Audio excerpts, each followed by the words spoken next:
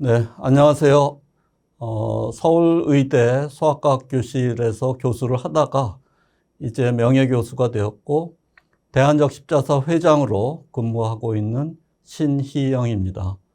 오늘은 여러분과 함께 휴마니테리언이라는 그러한 단어에 대해서 한번 이야기를 해보려고 준비를 하였습니다.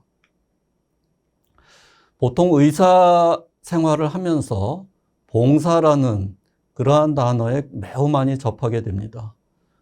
봉사를 사전적으로 찾아보면 국가나 사회 또는 남을 위하여 자신을 돌보지 않고 힘을 바쳐 애쓴다 이렇게 되어 있고 영어로는 서비스 또는 서브라는 말을 씁니다. 하지만 최근에는 이러한 것들이 이제 자원봉사라 그래서 발룬티어라는 말을 많이 쓰고 있죠.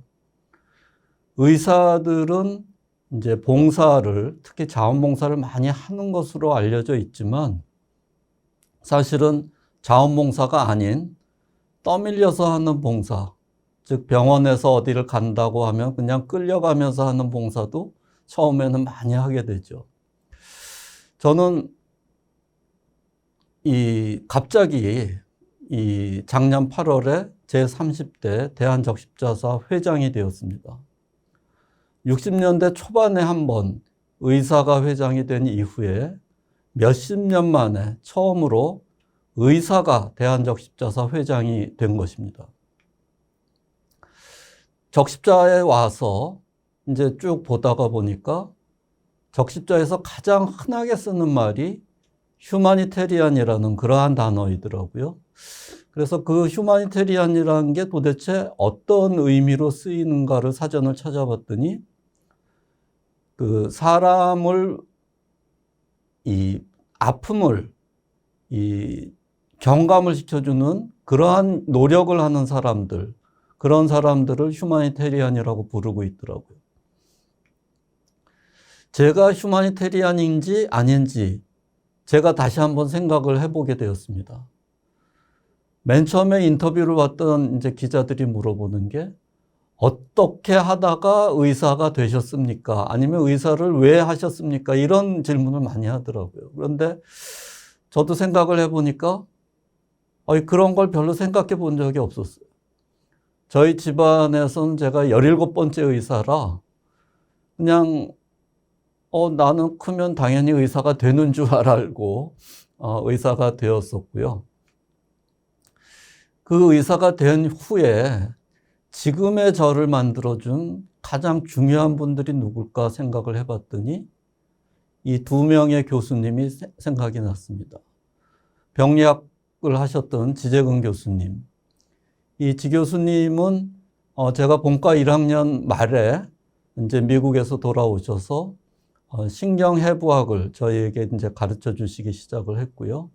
그래서 그때부터 제가 지재근 교수님 방에서 이 방학 때마다 선생님 도와서 슬라이드 정리 같은 걸 하면서 공부를 하게 되었고, 그때 지 선생님이 어느 한 장기를 맡아서 해보라 그래서 신장에 대해서 이제 공부를 하게 되었습니다. 지재근 선생님의 도움으로 저는 아버지의 도움이 아닌 어머니의 도움이 아닌 제 힘으로 본과 3학년 때 이 병리학 케이지의 첫 번째 논문을 서비컬 사이믹 시스트라는 것을 쓰게 되었었고요. 이 본과 4학년 때 제가 연구를 해서 결과를 낸 걸 가지고 제가 박사학위를 태아 신발달이라는 제목으로 이제 받게 되었었습니다. 그리고 이제 그때 지도 교수를 하셨던 분이 이제 고광욱 교수님이셨는데, 고광욱 교수님께서 제가 본과 2학년 때 갑자기 소아과 주임 교수를 하셨는데 저를 방으로 부르셨습니다. 저는 뭐 잘못한 것도 없는데 왜 부르셨나 하고 이제 방으로 갔더니 아무 얘기 안 하시고 저한테 자네는 소아과를 하게, 그렇게 얘기를 하셔서 제가 이제 소아과 의사가 되기로 마음을 먹었었죠. 그렇게 해서 이제 소아과 의사가 된 후에 이 81년도에 보통은 소아과 전공이 1년 차가 돼서 첫 달이 제일 힘든 시기인데 저는 어떻게 또 1년 차에 소아과 과장으로 이시돌병원이라는 병원에 파견을 나가게 되었습니다. 그때 이제 처음 파견을 나가게 되는 거라 그렇게 나갔는데 거기서 이상하게 팔다리가 다 휘어서 걸음을 못 걷는 한 가족을 발견을 했습니다. 어머니가 그런데 딸과 아들이 똑같이 그렇게 돼 있어서 이제 제주도에서 돌아와서 그 환자를 저희가 병원에 이제 부탁을 해서 학구 환자라 그래서 돈을 이 치료 비용을 전혀 안 내는 대신에 만약에 잘못되면 부검을 한다는 조건으로 이 환자들을 다 불러서 치료를 시작을 했습니다. 근데 그때 진단은 그러니까 바이타민 D 레지스턴트 리켓이어서 이 약만 주면 뼈가 굳어질 수 있는 그러한 병이었고, 그래서 저희가 약을 줘서 뼈를 굳힌 다음에 수술을 다 해줘서 굉장히 치료가 잘 되었습니다. 가족 모두가. 근데 이 환자에 대해서는 사실은 뭐 잊어버리고 있었는데 어느 날 제가 혈액학회 이사장이 돼서 갔더니 이 친구가 그 호텔에다가 메모를 남겨놓은 거예요. 자기한테 연락을 해달라고. 그래서 갔더니 이렇게 키가 140cm까지 컸고 어디 컴퓨터 회사의 과장으로 잘 근무를 하고 있더라고요. 그래서 저를 차를 몰고 와서 아주 유명한 전복집에 가서 식사 대접을 해줬었고, 제가 그 사이에 이제 계속 연락을 하다가 금년도 1월에 제주도 갔을 때 저렇게 사진을 같이 찍게 되었습니다. 자, 이 환자를 제가 소개해 드리는 거는, 자, 의사가 환자한테 얼마나 배려를 잘 해주느냐에 따라서 한 사람의 인생이 바뀔 수 있구나. 그러한 걸 느꼈고, 이 환자도 이제 컴퓨터 회사의 과장으로 일을 하고 있지만 그 동생도 지금 펀드 매니저로 훨씬 이 친구보다 더 돈을 많이 벌고 있다고 그렇게 얘기를 하더라고요. 즉, 한 가족의 일생이 의사 한 명의 배려로서 시작할 수 있다. 이런 것들을 이제 이 케이스를 통해서 제가 느끼게 되었습니다. 제가 이제 전공의가 끝난 다음에는 이제 군대를 가는데 이 소아과는 군대에서 필요 없다 그래서 이제 이 춘천의료원이라는 도립병원이죠. 거기에 이제 갔는데 그때 서울대학이 이 춘천의료원과 이 자매병원 그 협약을 맺어서 이렇게 병원장님들 오시고 교수님들이 오셔서 매달 정기 순회 진료를 하던 그런 때가 있었습니다. 근데 제가 거기에서 또 우연히 가자마자 백혈병 환자를 만났어요. 근데 춘천에서는 그때는 전문의가 거의 없는 그러한 이 소아과 전문의가 2명밖에 없는 그러한 때였거든요. 그때 제가 쟤를 금방 말초혈액을 도마를 보고서 진료를 해서 서울대학병원에 금방 보내서 백혈병 진단을 받았고, 제가 다시 서울대학에 와서 쭉 치료를 해서 이렇게 나이가 이제 40이 넘는 이제 어린이 이 교육을 하는 보육 교사를 하고 있는데 이렇게 굉장히 한 사람의 인생이 또 바뀌게 된 것을 그때 경험을 했었습니다. 제가 88년에 이제 영등포 시립병원에 있다가 90년도에 이제 서울대학병원에 오고 나서 그때는 이 소아암이라고 진단을 받으면 약 3분의 1의 환자가 치료를 안 하고 그냥 집에 갔습니다. 왜? 돈이 없어서.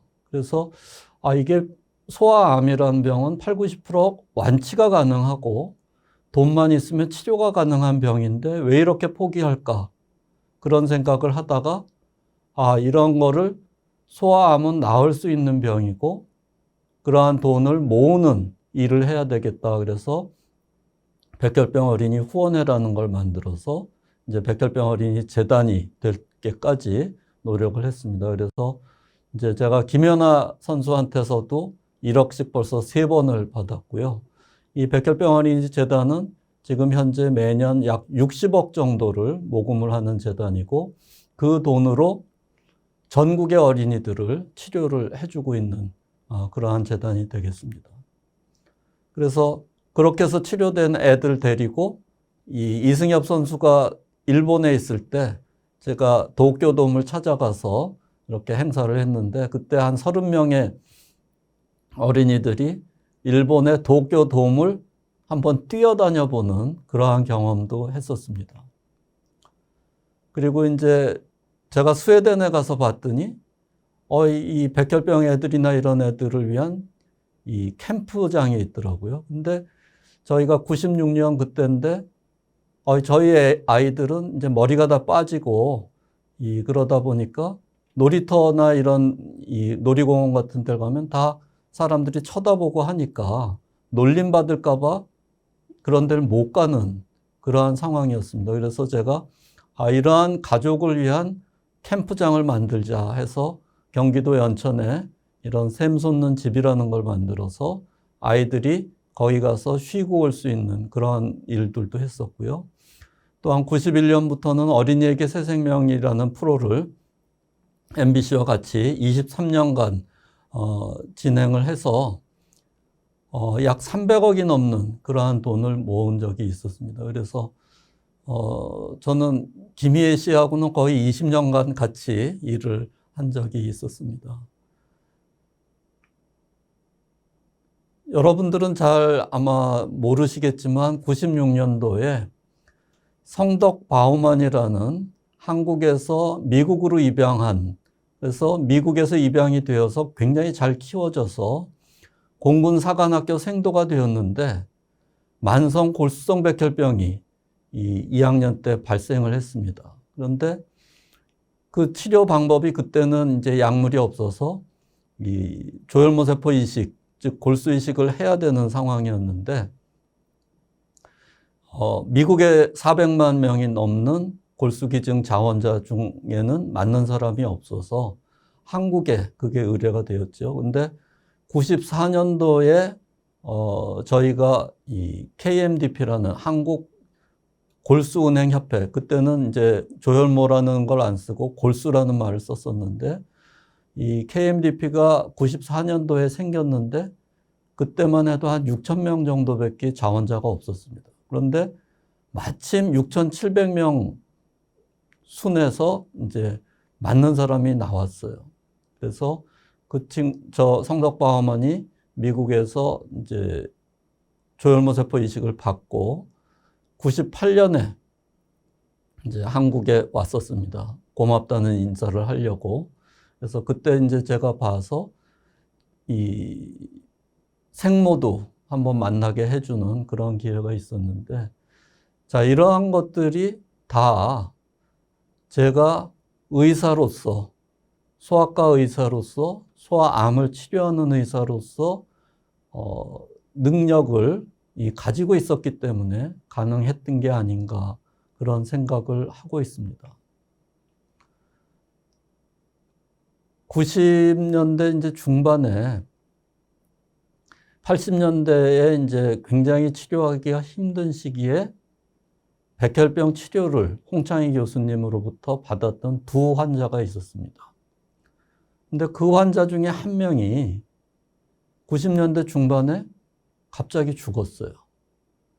아버지가 오셔서 걔가 죽었다고 진단서를 써달라고 얘기를 하면서 하시는 말씀이 그때 어릴 적에 아플 때 그냥 죽게 놔둘 걸 그랬어요.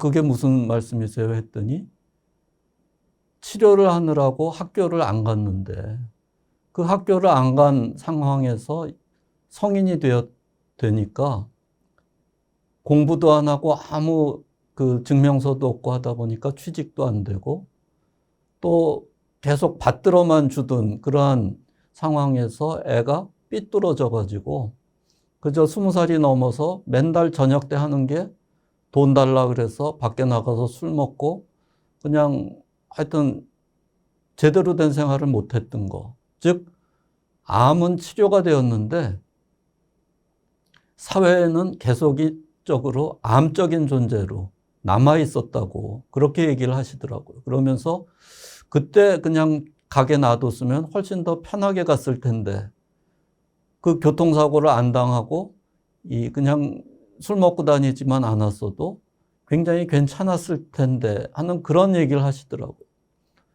그래서 제가 이게 의사로서 진짜 질병만 치료하는 게 능사는 아니구나. 그런 생각을 하게 되어서 이제 96년도 초반에 병원 한쪽 구석에다가 이 교육실이라는 걸 만들어 놓고 이제 아이들을 교육을 하기 시작을 했고 3년 정도를 해보니까 굉장히 효과가 좋은 것 같아서 99년도에 드디어 어린이 병원 학교라는 이 새로운 개념의 학교를 병원에 만들게 되었습니다. 그래서 그 당시에 이희호 여사께서 직접 방문을 해서 개교식을 했고요. 그 다음에는 김대중 대통령까지 모시고 와가지고 지금 현재 어린이병원이 개보수를 할 수 있게 그런 지원을 굉장히 많이 해주셨습니다. 이 병원 학교에 그때 100여 명이 넘는 자원봉사 교사들과 서울의대에서 이제 자원봉사 하시는 학생들이 이제 수학과 과학 같은 걸 가르쳐 준 그런 결과로서 96년도에 조혈모세포 이식을 골수성 백혈병으로 했던 환자 한 명이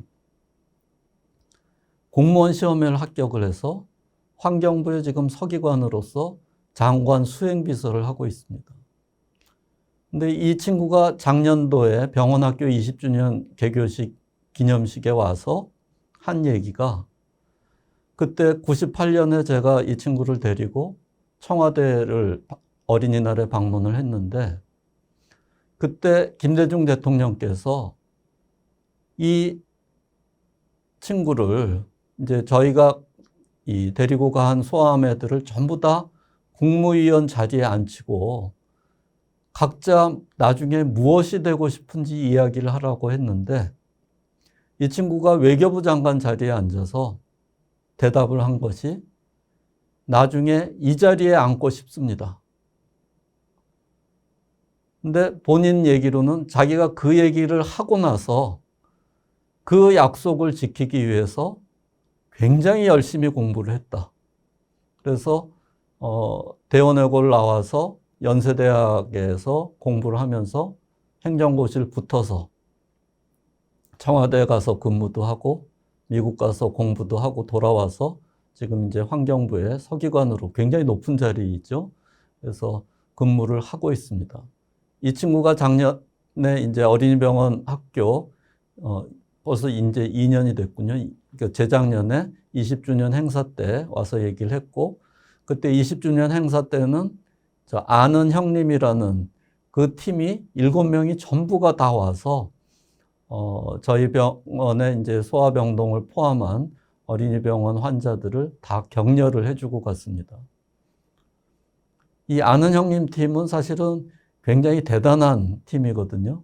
다른 데는 행사에 저렇게 7명이 간 적이 한 번도 없습니다. 그런데 저렇게 이제 와서 아이들을 격려를 해주고 갔고, 그 다음날 부모님들이 굉장히 좋아하시더라고요. 그래서 뭐가 그렇게 좋았어요? 그랬더니 아이들이 어제 저녁에 밥을 다 먹었어요. 근데 그 계기는 제가 강호동 씨가 저희가 가서 무슨 얘기를 해줘야 됩니까? 그래서 제가 밥 많이 먹으라고만 얘기해 달라고 했더니 저 7명의 아는 형님 팀이 아이들에게 다 밥 많이 먹어라라고 얘기를 했답니다. 그래서 그날 저녁에 애들이 식판을 다 비우는 그런 일이 있었습니다. 그래서 이러한 것들도 사실 상당히 굉장히 재미있는 일이구나 생각을 했고요. 저희는 그래서 이제 국내에 이 연예인들이 저희 이 소아암 병동을 굉장히 많이 방문해서 아이들을 위로를 해준 그런 것들이 많고요. 그게 국내뿐이 아니라 국외에서도 이렇게 많이 와서 격려를 해주는데 이 사람이 이제 마이클 잭슨이죠. 이 마이클 잭슨이 이제 와서 소아암 아이들 데리고 같이 점심 식사를 했는데, 이때 여기 있었던 이 친구가 나중에 이 조선대학교 의과대학을 들어가서 지금은 비뇨기과 의사가 되었습니다. 그래서 이런 것들이 저희가 이런 계기를 많이 만들어줘서 이런 한 사람의 일생을 바꿔줄 수 있는 계기, 이런 것들이 바로 제가 할 수 있는 봉사였다고 생각을 했었습니다. 그리고 또 2003년도에는 이 노무현 대통령이 취임하고 나서 첫 해에 저희가 어린이날에 서울대 병원에서 어린이 안전의 원년을 선포하는 식을 가졌습니다. 이때에 이제 대통령이 약속을 해가지고 4천억 원이라는 예산, 진짜 큰 예산을 들여서 서울 시내의 학교 주변을 정리를 했습니다. 그래서 지금 여러분들이 보고 계시는 스쿨존, 그때 만들어졌고요. 5년 본인의 임기가 끝날 때 스쿨존에서의 사망률을 반으로 줄였으면 좋겠다고 했는데 정말로 그때 반으로 줄었습니다. 근데 그 이후에 관리가 안 돼서 요새 다시 민식이법이 나오고 여러 가지 일이 있지만 사실은 그때부터 그 일을 꾸준히 해왔으면 아마 그런 일이 없지 않았을까 하는 아쉬움이 남아 있습니다. 저는 이제 이러한 활동을 계속하면서 2002년도에 갑자기 저희 어린이병원장을 하시던 최용 교수님께서 어딜 좀 같이 가자고 하셔서 같이 따라갔더니 평양이더라고요. 그래서 2002년도에 이제 시작을 해서 2004년도에 어깨동무 어린이병원이라는 병원을 이제 만들었고, 그 다음에 2006년에는 이 보건소에 해당하는 장교리 인민병원이라는 병원을 만들었고, 그러다가 이제 평양의대, 그러니까 북측에서 서울의대에 해당하는 평양의대에서 요청이 있어서 거기에 이제 소아병동을 만들었습니다. 근데 그때 제가 2008년도에 이 평양에 가서 진단을 했던 백혈병 환자였고요. 평양에서는 이 소아암이라고 진단을 받으면 치료할 수 있는 약제가 없었기 때문에 거의 이제 사망 선고나 다름이 없었는데, 이 친구는 그래도 제가 가서 진단을 하고 약을 보내줘서 한 18개월까지는 잘 살 수 있었습니다. 그런데 2009년도에 이제 정권이 바뀌면서 아무것도 못 보내면서 결국은 이 친구는 이제 재발을 해서 죽었다고 얘기를 들었습니다. 그래서 굉장히 아쉬웠었고요. 그때 이제 2008년 10월에 개원을 한 평양의학대학 소아병동입니다. 그래서 220병상짜리 이 병원이었고, 여기서는 이제 백혈병을 비롯한 여러 가지 병들을 치료하는 그러한 게 시작이 되었었죠. 그런데 아쉽게도 하여튼 2009년 이후에 저희가 갈 수가 없어서 굉장히 아쉬웠고, 그때 2008년 개원을 할 때는 저희 서울대학교 병원의 소아과 교수 30명이 한 달간 방북을 해서 저 병원의 운영을 위한 기초 지식이라든지 술기 같은 거를 다 전수를 하고 온 적이 있었거든요. 근데 그 이후에 그걸 못해서 이제 나중에 다시 설명드리겠지만 외국에서 하긴 했었는데 굉장히 아쉬운 점이 많았습니다. 그래서 그러한 아쉬운 점을 제가 2016년에 미국에 가서 미국 상원에 가서 발표를 한 적이 있었습니다. 그랬더니 미국에서도 이 국무부에서 제재가 다 있지만 제가 요구를 하면 제재는 인도주의 지원으로 다 풀어주겠다, 그렇게 얘기를 한 적이 있었고요. 여기에 보시는 그 미국의 상원 의원들 중에는 한국전에 참석했던 분도 있고, 그 혼다 의원이라고 일본계이지만 일본을 항상 부정적으로 비판을 하는 그런 분들도 같이 계셨고, 이 대북 지원에 있어서는 만약에 원한다면 상원에서도 열심히 도와주겠다. 그러한 약속을 받은 바가 있었습니다. 자, 이렇게 이제 여러 활동을 다 하면서 2009년부터 이 북한을 못 다니게 되면서 제가 조금 심심했는지 다른 일을 시작을 하게 되었죠. 그래서 다른 일 시작한 것이 2010년에 이종욱 서울 프로젝트라는 프로젝트입니다. 여러분도 잘 아시다시피 이종욱 박사님은 서울의대를 졸업하시고 WHO에서 오래 봉사를 하시다가 WHO의 사무총장, 제너럴 시크레터리라는 제일 높은 자리까지 올라가셨었죠. 그런데 아쉽게도 이 심장 이상으로 제네바에서 빨리 서거를 하셨는데 그 이종욱 박사님을 기리기 위한 한국국제보건의료재단이라는 재단에서 어떻게 하면 더 그걸 기릴 수 있을까 하는 이종욱 펠로우십을 하고 있었는데 저희가 2010년에 그러면 한국이 OECD에서 DAC 국가라는 이제 남을 원조해주는 클럽에 들어가게 되었는데 그러면서 그 더 많이 들어가는 ODA 예산을 어떻게 쓸까 고민을 하고 있는 것을 제가 제안을 해서 서울 프로젝트라는 이름으로 라오스를 지원하기 시작을 했습니다. 이것은 1950년대에 이 미국이 미네소타 프로젝트라는 이름으로 한국을 도와서 한국의 의료가 지금 이렇게 빨리 발전하게 된 계기를 만들어 준 것을 이제는 한국이 그 도움을 돌려줄 때가 되었다. 다른 나라에. 그래서 그 다른 나라로 라오스를 선정을 했고 1년에 한 10억에서 12억 정도의 예산으로 이러한 10명의 의사를 한국으로 초대를 해서 1년간 가르쳐서 다시 돌려보내는 이러한 프로그램을 저희가 개발을 하였습니다. 그래서 이거는 이제 이 라오스 의사들은 한 번도 눈을 본 적이 없어서 저희가 이제 스키장에 데려가서 눈을 보고 스키를 타는 것을 가르쳐 준 그럴 때 찍은 사진이고요. 그런 걸 하면서 제가 라오스에 또 여러 번 자주 가게 되었는데 가보니까 라오스도 북한과 마찬가지로 소아암이라고 진단을 받으면 사형 선고더라고요. 돈이 있는 사람은 태국에 가서 치료를 받지만 돈이 없는 사람은 거의 사망하는 그러한 진단명이어서 제가 라오스에서도 그럼 어린이를 한번 치료해보자, 소아암을.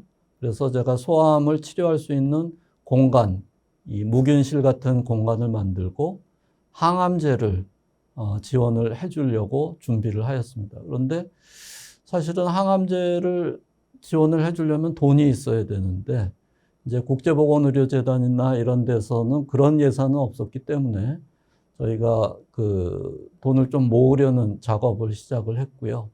그 작업으로 여기 화면에서 이렇게 파란 옷을 입은 친구가 여러분이 잘 아시는 가수 에일리인데 에일리라는 가수를 데리고 제가 같이 가자고 얘기를 해서 라오스에 가서 일주일간 그 병원에서 춤추고 노래하고 하는 거를 다 녹화를 해가지고 한국에 와서 그걸 방송을 해서 2억 2천만 원이라는 돈을 모았습니다. 그래서 이제 항암제를 기부를 시작을 해서 치료를 하기 시작을 했고 또한 이 윤화방송이라고 하는 이 명상을 많이 저희한테 가르쳐 주시는 정목 스님께서도 이제 항암제 지원을 위한 기금을 마련을 해 주셔서 지금까지 약 300명 정도의 환자가 이 라오스에서도 새 생명을 얻게 되었습니다.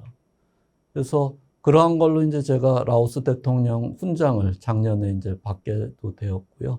옆에 계신 분이 이제 최용 선생님이고 가운데가 라오스 대사님이고 이때는 이제 라오스와는 비행기가 다 끊어져서 코로나 때문에 왕래가 못해서 제가 직접 가서 받지를 못하고 이제 대사님이 전달을 해 주셨습니다. 제가 이제 이런 걸 하면서 이제 결과들이 나오기 시작을 하는데 제가 서울대학교에 이제 부총장 역할을 할 때 신규 교수들 이제 상을 주는, 이제 연구비를 주는 그런 프로그램이 있었는데, 막 상을 주고 있는데, 그 상을 받으러 오는 환자의 이름이 굉장히 낯이 익어요. 그래서, 이렇게 하고 봤더니, 이 친구가, 선생님 저예요. 라고 얘기를 하는데, 제가 3살 때, 이제 간모세포종, 헤파토블라스토마로 치료를 했던 환자더라고요.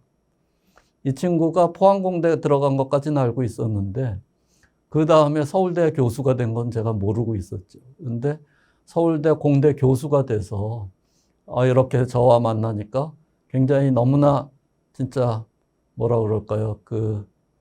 내가 그래도 좋은 일을 많이 했구나 하는 그런 생각이 들게 되었었습니다. 제가 또 같이 한 일 중에 하나는 이제 아무래도 암 환자를 보다 보니까 호스피스에 대한 이 생각이 있었고, 그래서 이 호스피스 학회지가 1권 1호인데요. 제가 디자인을 했던 그런 학회지라 제가 한번 이걸 갖고 나와 봤고요. 그러면서 제가 우리나라에서 이제 호스피스 제가암 치료 위원장을 한 적이 있었는데, 그러면서 생각을 했던 게 소아의 호스피스는 좀 달라야 되는데, 그래서 우리 병원에서 이제 꿈틀꽃이라는 이름으로 소아의 호스피스를 하기 시작을 했습니다. 그래서 예전에는 이제 병원에 온다 그러면 아이들이 되게 안 오려고 그러고 싫은 장소였는데, 저희가 이 꿈틀꽃이를 시작하면서부터는 아이들이 병원에 예약된 날 엄마를 부추겨서 빨리 가자고, 꿈틀꽃이 가서 놀아야 된다고, 그렇게 해서 굉장히 재미있고 유익한 그런 프로그램으로 잘 발전을 하고 있습니다. 그래서 이러한 꿈틀꽃이도 이제 굉장히 이 소아과 의사가 관여가 돼야만 할 수 있는 그러한 것들이었고요. 그래서 그러한 것들을 다 묶어서 병원 학교와 꿈틀꽃이와 뭐 이런 것을 해서 제가 2019년 4월에 황교근정 훈장을 대통령으로부터 받은 적이 있었습니다. 자, 이렇게 제 자랑을 여태까지 많이 했는데요. 제가 이제 봉사를 했던 것들은 내가 소아과 의사가 아니었으면 할 수 있었을까? 또한 내가 서울대학교 교수가 아니었으면 이게 가능하였을까 생각을 해보면 절대 아닙니다. 그러한 것들이 있었기 때문에 된 것인데, 그래도 거기에 필요한 것들이 이제 부모로부터 인성을 잘 태어나야 되겠다라는 생각. 그래서 저는 부모님께 굉장히 감사합니다. 저한테 그러한 인성을 주신 것, 그리고 집안에 의사들이 많아서 그러한 이 집안의 이 환경 같은 거, 그런 것들이 저를 지금 이렇게 만들어준 것이 아닌가 싶고요. 그러한 과정에서 자연스럽게 남에게 대한 배려와 관심을 제가 가지게 된 것이 아닌가 생각을 합니다. 아까 지재근 교수님과 고광욱 교수님 같은 교수님, 그 두 분뿐이 아니라 저희 소아과 교실의 모든 교수님들이 진짜 다 배울 점이 너무나 많은 선생님들이었고요. 그리고 여러 이 직업을 가지고서 또 병원 학교에서 자원봉사를 하시는 학교 선생님들, 이분들도 참 대단하신 분들이더라고요.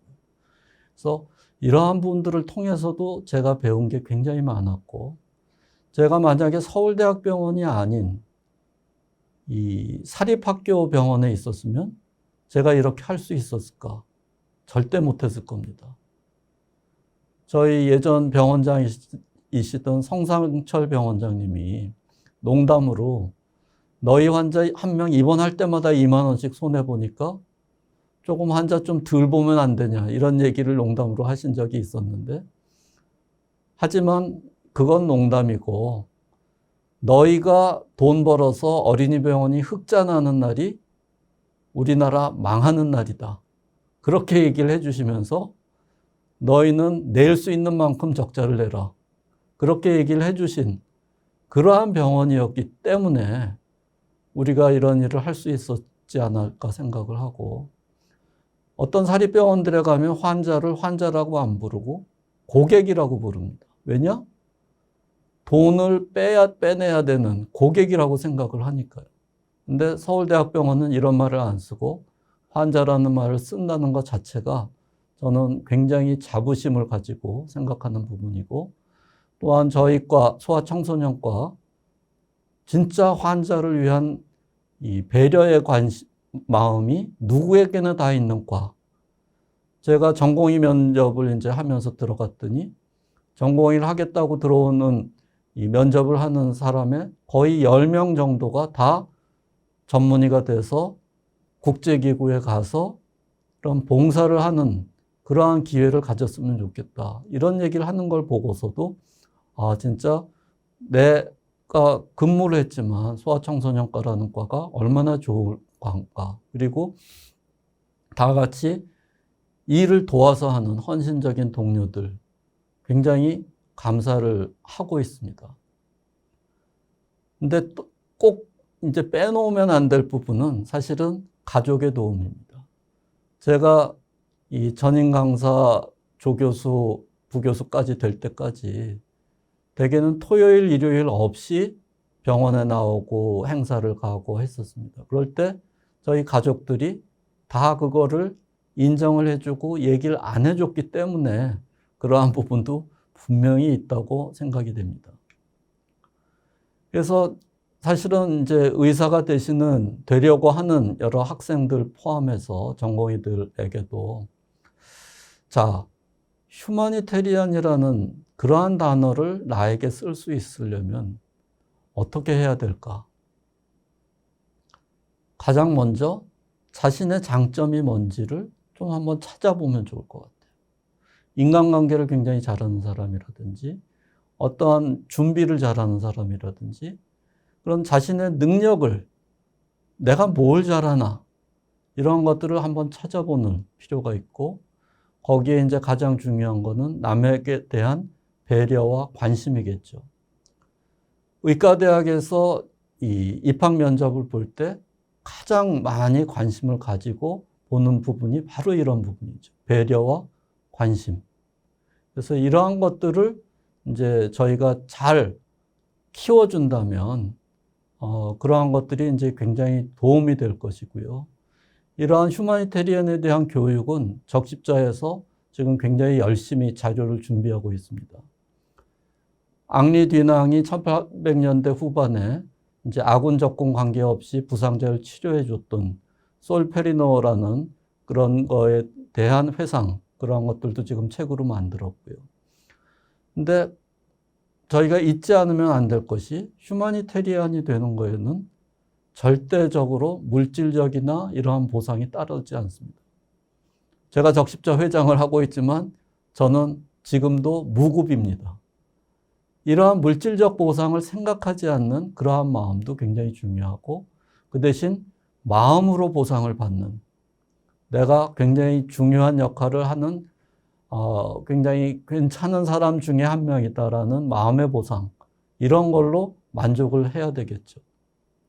그래서 여러 헌신적인 동료들과의 동아리 같은 것들, 이런 것들이 된다면 굉장히 휴머니테리안이 되기 쉽지 않을까 생각을 합니다. 하지만 기본적으로 휴머니테리안은 용감해야 됩니다. 남들이 하지 않은 일을 언제든지 나서서 할 수 있는. 제가 이 사진은 항상 농담으로 저희 집에서 기르는 고양이에요 하는데, 이건 이제 태국 가서 찍은 사진인데 나중에 굉장히 좀 그거 했던 게, 좀 저렇게 제가 사진을 찍고 한 달 뒤에 저 호랑이 저렇게 사진 찍다가 한 분이 물려서 돌아가셨어요. 그래서 저 때 내가 진짜 무모하게 용감했구나 하는 생각을 하는데, 이러한 무모한 일을 할 수 있을 정도의 용감성도 꼭 있어야 여러분이 훌륭한 봉사하는 의사, 휴머니테리안이 될 것이라고 생각을 합니다. 감사합니다.